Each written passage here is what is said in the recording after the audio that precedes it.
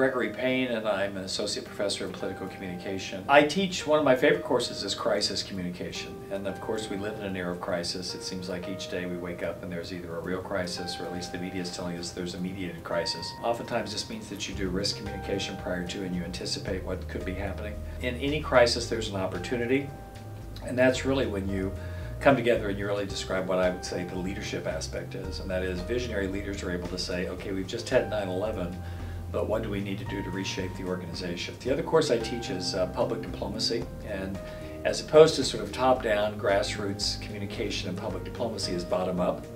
And what you find there is we're involved in all types of projects around the world. What we're trying to do is to prepare students for what Emerson really gives them, and that is an excellence in terms of the toolbox and strategic thinking of how to be an effective leader in communication. Emerson, in its ability to be able to understand all these available means of persuasion, more or less takes the essence of public speaking and oratory and then brings in this new media or emerging media.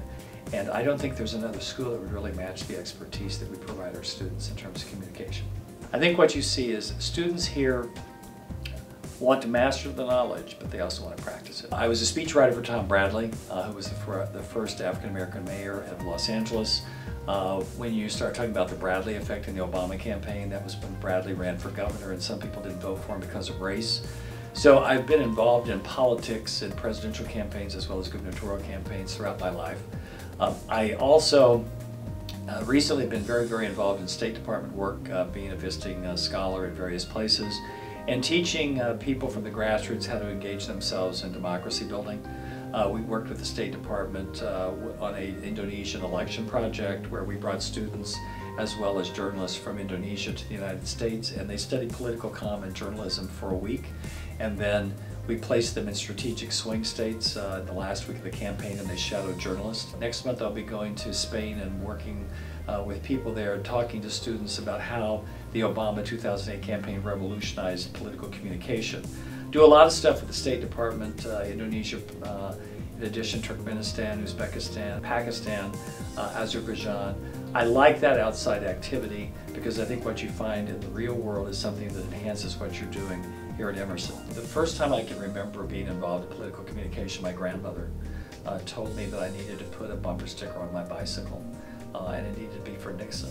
And I said, why would I be for Nixon? And she said, because you don't like fish, and if Kennedy gets in, he's Catholic and everybody will have to eat fish.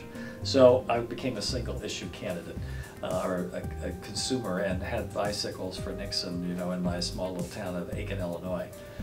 From that, I became very active in the Republican Party, and then I went to hear someone when I was at Illinois who I thought was the Antichrist, and that was Robert Kennedy. And when I heard Robert Kennedy changed my life, he really gave me an idea that things can change, that people make mistakes, and so Kennedy changed me completely. I'm a firm believer in the politics of the possible. We can't just depend upon leaders, especially today, with the problems that we face. To solve our problems, we have to actively be engaged. So my view of politics is very Aristotelian, and that is the more people we can get involved in the process, the better we're going to be. And I think that that's the essence of what Emerson teaches you, to be an active voice.